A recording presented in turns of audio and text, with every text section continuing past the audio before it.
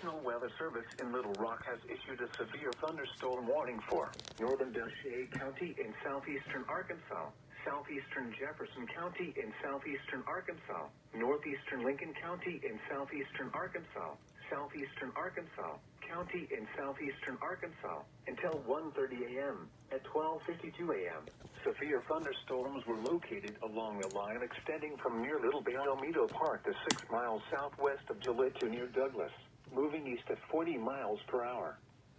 Hazard, 60 miles per hour wind gusts and nickel-size hail. Source, radar indicated. Impact, expects damage to roofs, siding, and trees. Locations impacted include Gould, Gillette, Douglas, Little Bayomito Park, Marisac Lake, Trout-and-Holder Wildlife Management Area, Yankuppin, Arkansas, Post, Pendleton, Duluth, Tickner, Morgan Point Recreation Area, Fresno, Weber, Varner, Ray Dell.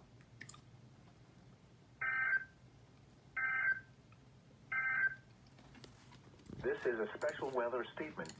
Yeah, thanks for that, WXJ55 from Little Rock, but I think I forgot on getting that message.